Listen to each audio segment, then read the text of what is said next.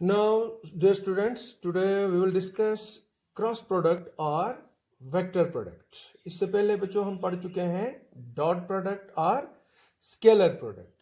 यानी in short हम multiplication of vector study कर रहे हैं. तो मल्टीप्लिकेशन ऑफ वेक्टर्स मैंने आपको बताया था दो किस्म का होता है. एक कहलाता है स्केलर प्रोडक्ट, दूसरा वेक्टर प्रोडक्ट. फिर से दोहराते हैं, स्केलर प्रोडक्ट क्यों? क्योंकि जब हम दो वेक्टर्स को हम मल्टीप्लाई करते हैं, वेक्टर को हम मल्टीप्लाई करते हैं फिर वेक्टर से, तो हमें हासिल होता है scalar quantity. Vector quantity multiply by vector quantity, if we get scalar quantity, उसको हमने बच्चों नाम दिया था स्केलर प्रोडक्ट या डॉट प्रोडक्ट. क्योंकि जब हम दो वेक्टर्स को मल्टीप्लाई करते हैं we use a dot. Vector A dot vector B पढ़ते हैं इज इक्वल टू कितना आया था याद होगा, A B cos theta. Theta होता है ए और बी के बीच एंगल. सो ये टर्म जो राइट साइड है दिस इज स्केलर, और ये लेफ्ट साइड पे है बोथ आर वेक्टर्स. तो this type of multiplication we call scalar product और डॉट प्रोडक्ट. अब आज हमने दूसरा प्रोडक्ट सीखना है जिसको बोलते हैं क्रॉस प्रोडक्ट और वेक्टर प्रोडक्ट. देखिए, जब हम फिजिक्स में दो वेक्टर क्वांटिटीज को मल्टीप्लाई करते हैं और हासिल वेक्टर हो जाए तो इस प्रोडक्ट को हम बोलते हैं वेक्टर प्रोडक्ट. क्रॉस प्रोडक्ट इसलिए यहां दो वेक्टर से मल्टीप्लाई करते हैं तो ये हम क्रॉस लगाते हैं ए से, इसलिए बोलते हैं इसको cross product. Right, vector product क्यों बोलते हैं? क्योंकि जब दो वेक्टर्स को मल्टीप्लाई करते हैं तो हासिल क्या हो जाता है? वेक्टर. फॉर एग्जाम्पल मैं आपको एग्जाम्पल देता हूं, जैसे स्केलर प्रोडक्ट्स की बहुत सारे एग्जाम्पल आपको मैंने पढ़ाई है. जैसे बच्चों जब हम फोर्स को हम मल्टीप्लाई करते हैं डिस्प्लेसमेंट से, लेकिन डॉट यूज करते हैं, राइट, हमें हासिल क्या होता है? वर्क. फोर्स वेक्टर है ना, इसको जब हम मल्टीप्लाई करते हैं वेलोसिटी से, what we get? Power. So these are scalars, but here these two are vectors. So such type of product is called dot product or scalar product. लेकिन जब बच्चों दो वेक्टर्स को मल्टीप्लाई करके वेक्टर हासिल किया जाए that is called vector product और क्रॉस प्रोडक्ट. बच्चों सपोज देखिए, आपको मैं एक चीज बताऊं, आपने 10th में पढ़ा है, अगर एक ये मैग्नेटिक फील्ड में ऐसे दिखाऊं, this is a magnetic field, direction of magnetic field, इसको हम बच्चों आपको पता है वेक्टर बी से डिनोट करते हैं. और अगर हम एक चार्ज जो है, एक चार्ज ऐसे मूव कर रहे हैं इस डायरेक्शन में परपेंडिकुलर मैग्नेटिक फील्ड, एक चार्ज जो है हमारे पास, एक चार्ज Q, राइट, अगर हम इस डायरेक्शन में मूव कर रहा हूं तो बच्चों इसकी वेलोसिटी अगर हम ले v, तो वेलोसिटी इज ए वेक्टर. तो आपको पता होना चाहिए, शायद आपने 10th में पढ़ा है कि इस चार्ज पर एक फोर्स एक्ट होती है जिसकी डायरेक्शन क्या होती है? इन दोनों के ऊपर परपेंडिकुलर. यानी हम ऐसे दिखाएंगे, अगर ये मैग्नेटिक फील्ड है ए से और ए से आ रहा है आपका एक चार्ज, ए से मूव करेगा तो जो फोर्स एक्ट होगी चार्ज पर वो ए से होती है, परपेंडिकुलर इन दोनों के ऊपर. अब what is velocity? Vector. What is magnetic field? Vector. What is force? Vector. उसका मतलब दो वेक्टर क्वांटिटीज को मल्टीप्लाई करके अगर वेक्टर हासिल होता है उसको हम बोलते हैं क्रॉस प्रोडक्ट और वेक्टर प्रोडक्ट. राइट, इसी तरीके से अगर हमें ये देखिए, अगर ये बॉडी इसको मैंने घुमाना है, ये फिक्स पॉइंट है, अब इसको मैंने घुमाना है, अगर मैं यहीं पे फोर्स लगाऊं नहीं घूमेगा, फिर मुझे आहिस्ता आहिस्ता आहिस्ता आहिस्ता आहिस्ता आहिस्ता बाहर जाना पड़ रहा है, बाहर जाना पड़ रहा है.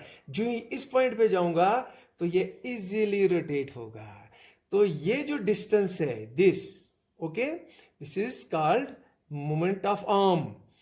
तो ये आर मोमेंट आर्म भी इसको बोलते हैं. और यहां जहां मैं फोर्स लगा रहा हूं, ये वाला एफ फोर्स परपेंडिकुलर लग रही है और ये बॉडी इजीली घूम रही है.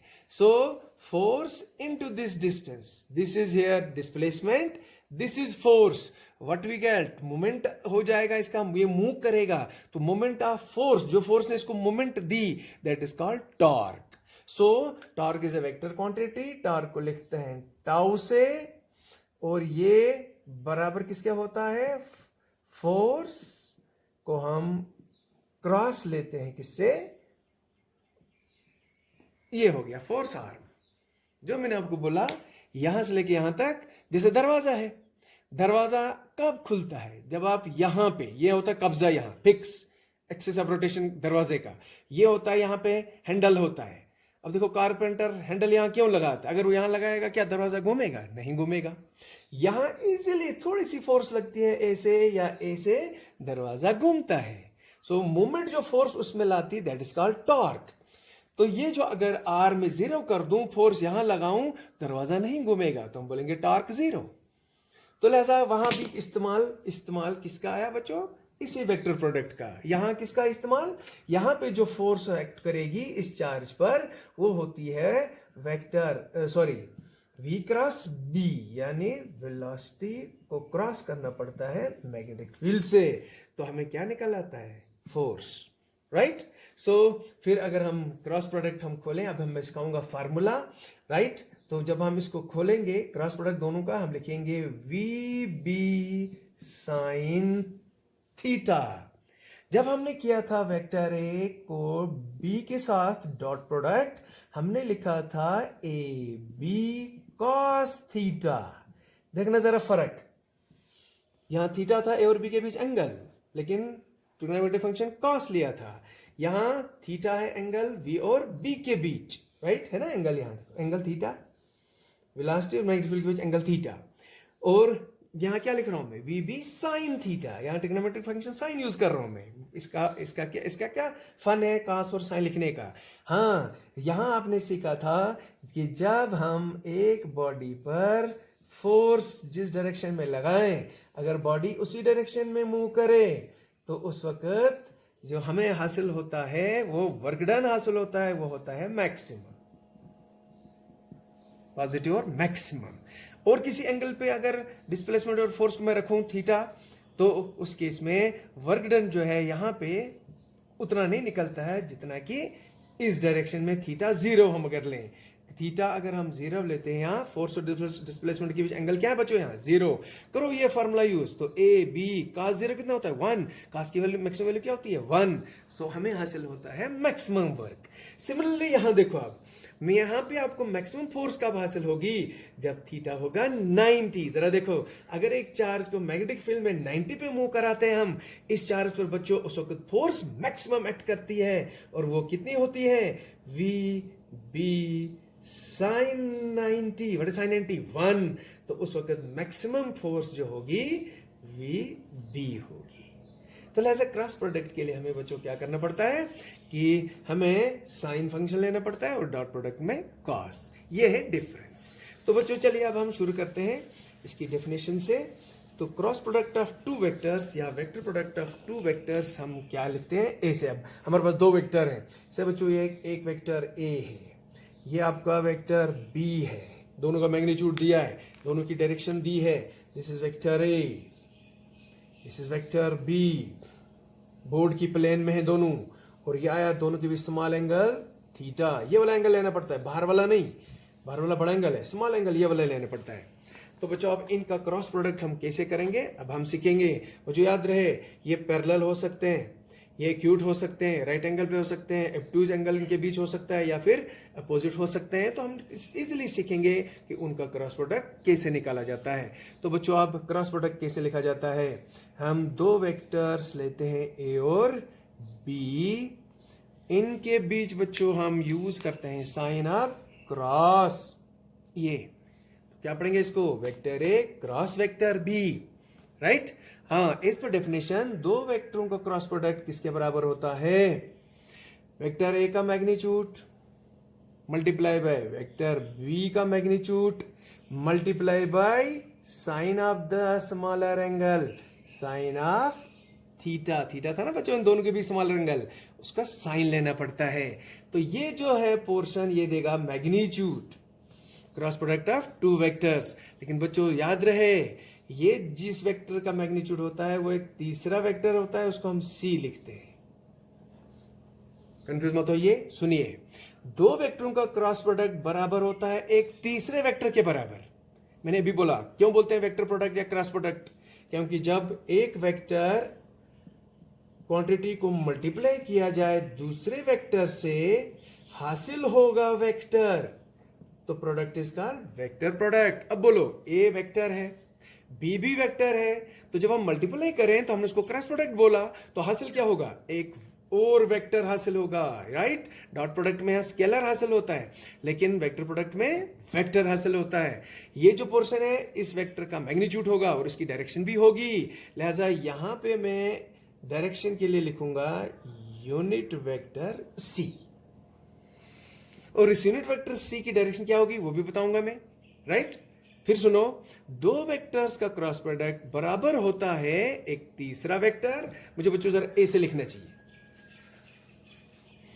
Vector A cross vector B is equal to a third vector C, right. इस पर डेफिनेशन, दो वेक्टर्स मल्टीप्लाई हो रहे हैं और हासिल क्या हो रहा है, वेक्टर हासिल हो रहा है, और इस ये जो वेक्टर हमें हासिल हो रहा है इसका मैग्नीट्यूड भी होगा, इसकी डायरेक्शन भी होगी। तो बोलो इसका मैग्नीट्यूड क्या होगा, इसका मैग्नीट्यूड होगा A into B into sine of smaller angle between these to.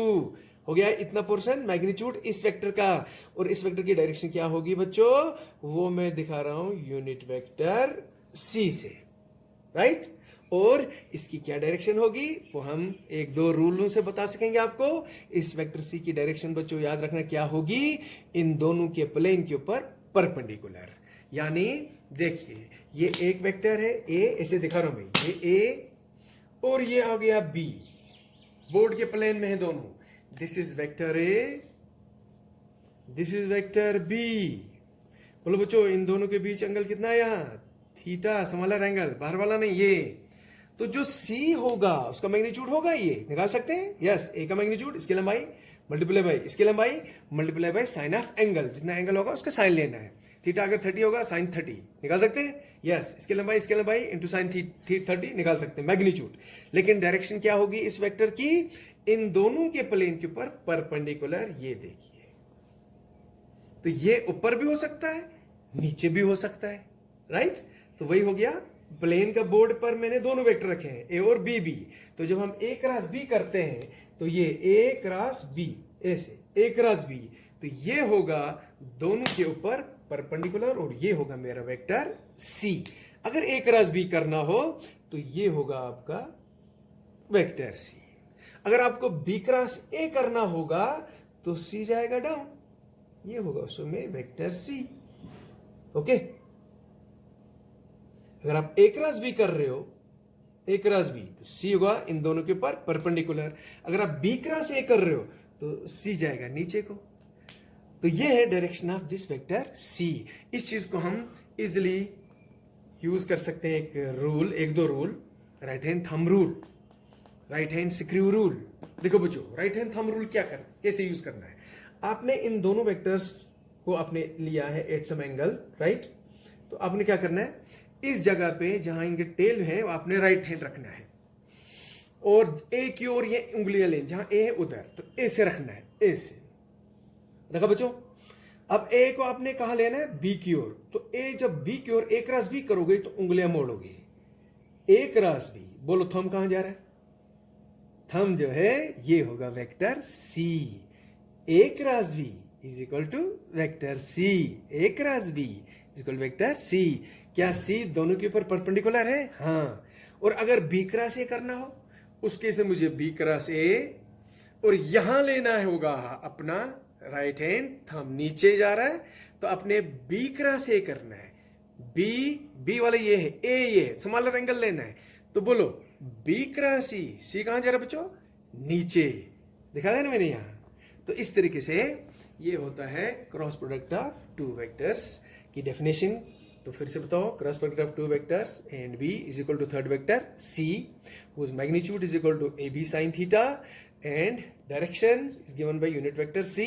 अब इस यूनिट वेक्टर सी की डायरेक्शन वही होगी जो वेक्टर सी की होगी, और वेक्टर सी की डायरेक्शन क्या होगी, इन दोनों के प्लेन के ऊपर परपेंडिकुलर, और जिसको याद रखा जा सकता है, एक रूल में भी बताया, राइट हैंड थंब रूल, और एक दूसरा रूल बताऊंगा, राइट हैंड स्क्रू रूल।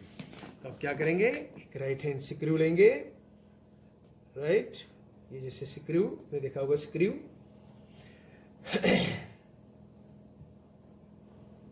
ये होता है स्क्रू, पेच जिसको बोलते हैं हम, और पेचकश लाइए।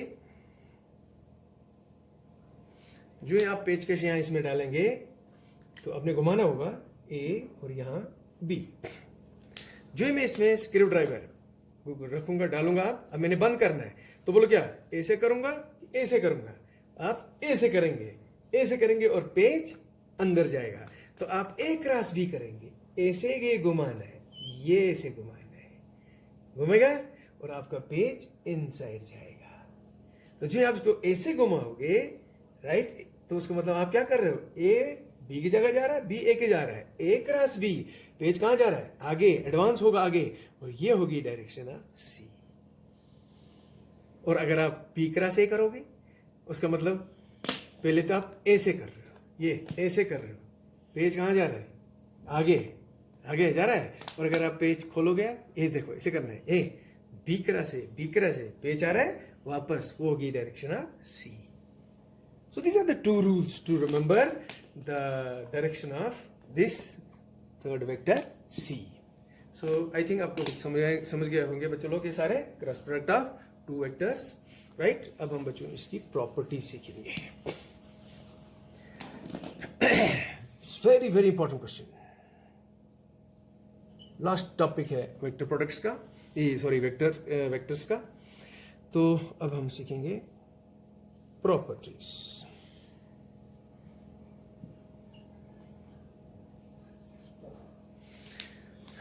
जो पहली प्रॉपर्टी है कि अगर थीटा हम 0 डिग्री लें, यानी दो vectors parallel, vector A, vector B, what is angle between them, 0। बोलो बच्चों इनको क्रॉस प्रोडक्ट क्या होगा, तो आप लेंगे vector A cross vector B, बोलो जी किसके बराबर, A B sine theta. What is theta here, 0, so A B sine 0, कितना होता है साइन 0, 0, तो क्रॉस प्रोडक्ट होगा 0। Okay, good. Number 2, if theta is 90 degree, यानी अब दो वेक्टर एक राइट एंगल हूं, वेक्टर ए वेक्टर बी, ये राइट एंगल पे हैं दोनों, बोले कितना होगा इन दोनों का cross product, vector A cross vector B, A B sine 90, what is sine 90, maximum, तो उस वक्त ये होगा मैक्सिमम। ए का मैग्नीट्यूड को मल्टीप्लाई करना पड़ेगा बी के मैग्नीट्यूड से सिंपली, तो उस समय दो वेक्टर्स जो राइट एंगल पे हैं उनका निकलेगा क्रॉस प्रोडक्ट।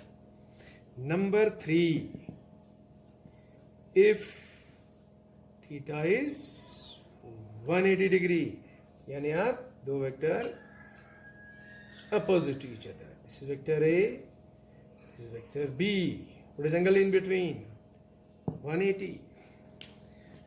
इस केस में क्या होगा cross product, vector A cross vector B is equal to A B sine 180, sine 180 होता है बच्चों 0, तो क्रॉस प्रोडक्ट 0, राइट। सो उसके बाद 4th, अगर एक वेक्टर को हम बच्चों उसी से क्रॉस करें, यानी यही केस आ गया, लेकिन दोनों एक पैरेलल समझो, वेक्टर ए क्रॉस वेक्टर ए क्या आएगा, ए साइन 0, बस एंगल क्या होगा ए और के बीच 0, सो 0 आएगा, राइट। अगर दो वेक्टर पैरेलल हो, क्रॉस प्रोडक्ट क्या आएगा, राइट एंगल पे हूं क्या आएगा, अपोजिट ईच अदर हूं क्या आएगा, एक वेक्टर को बाय इटसेल्फ अगर हम उसी से क्रॉस करें तो क्या आएगा, राइट। उसके बाद एक अहम पॉइंट बच्चों, वेक्टर ए को हम क्रॉस अगर दूसरे वेक्टर बी के साथ करें, ये कभी भी आपस में बराबर नहीं होते। यानी जो मैं लिखने जा रहा हूं, vector A cross vector B is never equal to vector B cross vector A. हाँ, आपने डॉट प्रोडक्ट में पढ़ा था, vector A dot vector B is equal to vector B dot vector A, पढ़ा था ना। लेकिन यहाँ ऐसा नहीं होगा। ऐसा क्यों नहीं होगा? क्योंकि what is vector A cross vector B? This is equal to vector C. और डायरेक्शन दे सकते हैं राइट हैंड थंब रूल, तो ऊपर, राइट। जब बी क्रॉस ए तो ये वेक्टर सी डैश, और डायरेक्शन क्या होगी? नीचे। जब आप vector A cross vector B करते हो, this is vector A, this is vector B, angle theta, right. This is A vector, this is B बी वेक्टर। बोलो बच्चों, सी किधर जाता है? इस पर राइट हैंड थंब रूल ऊपर। और जब आप बी क्रॉस ए करते हो, vector B vector A single, right, तो किधर जाएगा? सी नीचे। This is your vector C dash. क्या सी और सी डैश बराबर है? हाँ, मैग्नीट्यूड हो सकते बराबर, but C their direction is opposite. तो ये कैसे बराबर हो गए? नहीं बराबर हो गए। They can never be equal. So this type of property is called anti-commutative. Commutative नहीं, anti-commutative. यानी क्रॉस प्रोडक्ट इज, कल को एग्जाम में आता है छोटा सा question, prove that cross product is anti commutative. तो आप ऐसे ही दिखाएंगे, दो वेक्टरों का क्रॉस प्रोडक्ट बताओगे, ए क्रॉस बी सी होता है, डायरेक्शन दिखाएंगे, इस पर right hand thumb rule, right hand secrete rule जो यूज आप कर सकते हैं। फिर आप वेक्टर बी क्रॉस वेक्टर, आप ऑर्डर चेंज कर रहे हो ना, लेकिन ऑर्डर चेंज करने से मल्टीप्लाई सेम नहीं रहता है, बदल जाता है। तो vector B cross vector A जब करोगे तो सी की डायरेक्शन डिफरेंट हो जाती है। सी और C dash opposite to each other है, लिहाजा this product is called anti commutative. लेकिन डॉट प्रोडक्ट इज कम्यूटेटिव, होगी ये प्रॉपर्टी भी। बच्चों, अगर हम यहाँ डिस्ट्रीब्यूटिव लॉ ओवर एडिशन भी एक्ट करता है। वेक्टर ए को हम क्रॉस करें दो वेक्टरों के सम से, तो this can be written as vector A cross vector B, right, plus vector A cross vector C. This का distributive law over addition. Cross product obeys distributive law over addition. अगर हमारे पास हो vector A, दूसरी property है आपकी vector A plus vector B associative law cross vector C plus vector D. इसको हम associate कर सकते हैं, यानी ग्रुप्स बना सकते हैं। Vector A cross vector C एक ग्रुप बन गया, plus vector A cross vector D plus vector B cross vector C plus vector B cross vector D. ऐसे लिख सकते हैं। इसका एसोसिएटिव प्रॉपर्टी, ऊपर वाली डिस्ट्रीब्यूटिव प्रॉपर्टी, निचले वाली एसोसिएटिव प्रॉपर्टी। ओके। उसके बाद एक इंपॉर्टेंट प्रॉपर्टी है बच्चों, वो ये है कि देखिए, अगर मेरे पास यही दो वेक्टर हैं, मेरे पास दो वेक्टर हैं, this is A vector A, magnitude direction दिखा रहा हूं, और ये हो गया वेक्टर बी, राइट, और both are at some angle theta. तो मुझे बताओ, क्या इन दोनों वेक्टर की मदद से हम पैरेललोग्राम बना सकते हैं? हाँ, बिल्कुल बना सकते हैं। हम पैरेललोग्राम कंप्लीट करते हैं। ये देखिए, होगी पैरेललोग्राम कंप्लीट। इसको नाम देते हैं ओ पी क्यू एस। अब ये वेक्टर है तो ये भी वेक्टर ए होगा, ये वेक्टर बी तो ये वेक्टर बी होगा। गुड। तो अगर मैं आपसे पूछूं कि इस वेक्टर बी को रिजॉल्व करो तो किया जा सकता है? बिल्कुल किया जा सकता है। This vector can be resolve into two components, right. आपको पता है एक कंपोनेंट होगा ये और एक होगा ये और इधर की तरफ। ये हमने पढ़ा, एक वेक्टर को रिजॉल्व किया जा सकता है इनटू टू कंपोनेंट्स। नहीं पढ़ा हमने? ऐसे देखो, if it is X axis, this is Y axis.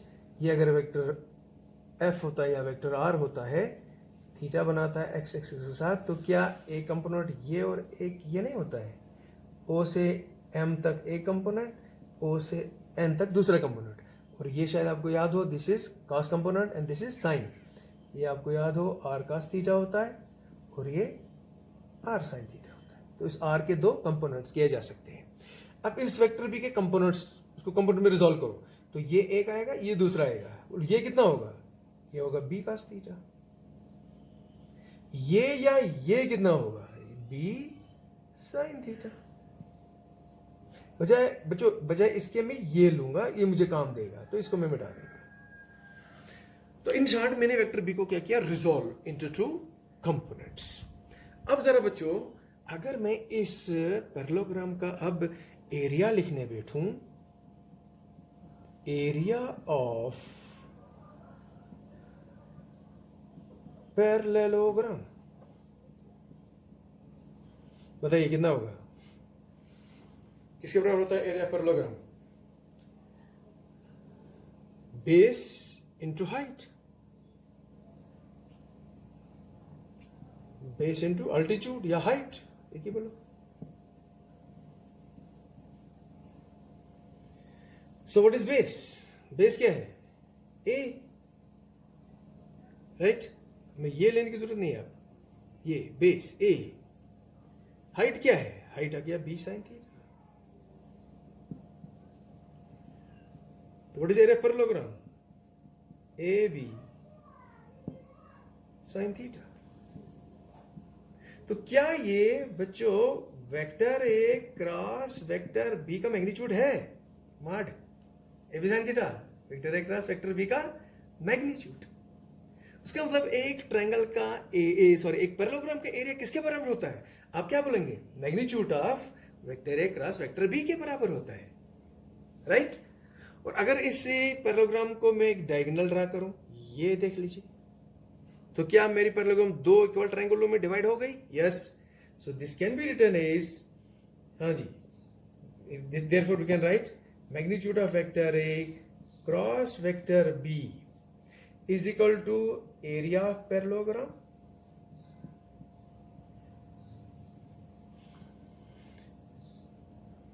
या फिर एरिया ऑफ टू ट्रायंगल्स। मेरी पैरेललोग्राम दो ट्रायंगल में डिवाइड हो गई।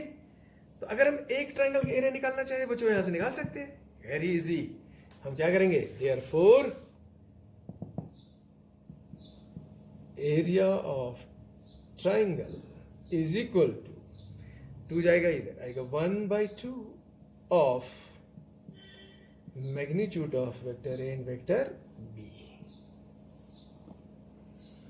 Magnitude of vector A cross vector B क्या देता है? एरिया ऑफ पैरेललोग्राम देता है, या फिर एरिया ऑफ ट्रायंगल, क्योंकि एरिया पैरेललोग्राम होता है एरिया ऑफ टू ट्रायंगल्स। एक ट्रायंगल का कितना होगा? Half of magnitude of vector A cross vector B.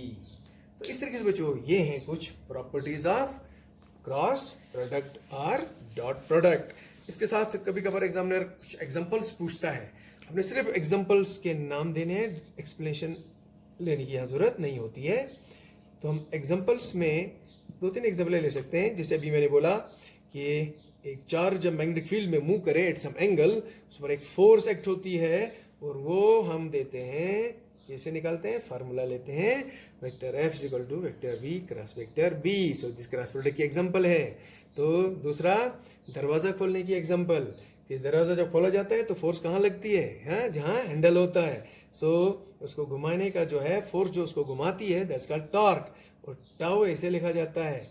ये हम निकालते हैं vector R cross vector F. इसी तरीके से बहुत सारे एग्जांपल हैं बच्चों। अगर जब हम पढ़ेंगे हम रोटेशनल मोशन में एंगुलर मोमेंटम, वहाँ वो होता है formula vector R cross vector P. तो इस तरीके से हम बहुत सारे एग्जांपल दे सकते हैं cross product of two vectors की। तो ये था बच्चों क्रॉस प्रोडक्ट और vector product of two vectors. अब एक लेक्चर और इसमें लगेगा तो ये आपका बच्चों फिनिश हो जाएगा। आई थिंक आपको समझ गए होंगे ये सारा। डॉट प्रोडक्ट क्रॉस प्रोडक्ट में बस फर्क इतना ही है, वहाँ डॉट यूज होता है और यहाँ क्रॉस। बाकी प्रॉपर्टीज वगैरह जो आप देख सकते हैं दोनों कंपेयर करके, दो में से एक पक्का आपको क्वेश्चन पूछा जाता है। So that's all. Thank you very much.